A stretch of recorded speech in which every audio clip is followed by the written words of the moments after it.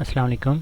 जी तो बेटा यहाँ पे क्वेश्चन है कि हमारे पास hydrocarbon X has the higher boiling point जबकि हाइड्रोकार्बन वाई जो है वो लोअर बॉइलिंग पॉइंट। अब यहाँ पे बेसिकली क्वेश्चन की स्टेटमेंट के अंदर कुछ मिस्टेक है।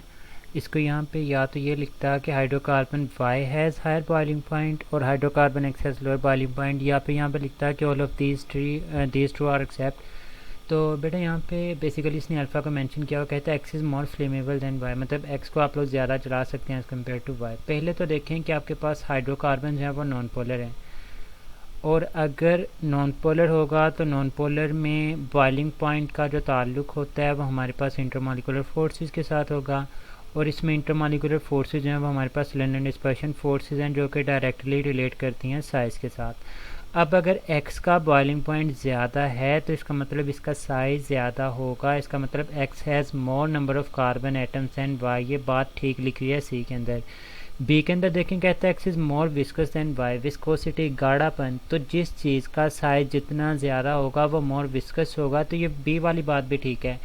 अब x is a large molecule, बड़ा मालिक्यूल होने की वजह से ही इसमें लंदन डिस्पर्शन फोर्सेस ज़्यादा होती हैं और उसका बॉइलिंग पॉइंट जो है वो ज़्यादा होता है, तो ये बात भी ठीक है। जबकि अल्फ़ा ऑप्शन बेसिकली गलत है कि X is more flammable than Y.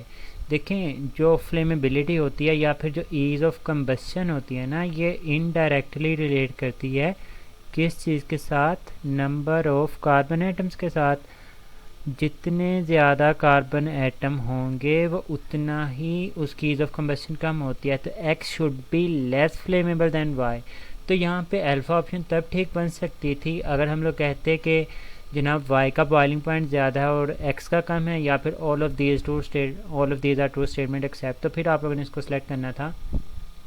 Ease of combustion का नंबर ऑफ़ कार्बन एटम के साथ इन्वर्स रिलेशन होता है, लेकिन आपसे पूछ रहा है कि इंथैल्पी ऑफ कम्बस्शन, कि किसकी कम्बस्शन के दौरान हीट जो है वो ज़्यादा रिलीज़ होती है। बेटा उसके लिए याद रखना है कि उसका नंबर ऑफ़ कार्बन एटम के साथ जो है वो हमें डायरेक्ट रिलेशन देखने को मिल रहा होता है।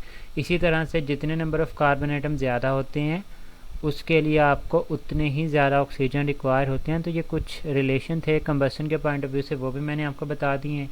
लेकिन यहाँ पे अल्फ़ा ऑप्शन तभी बन सकता है जब क्वेश्चन की स्टेटमेंट और ट्रू एक्सेप्ट के बारे में पूछे जाए, या फिर एक्स को वाई करे और वाई को एक्स करे।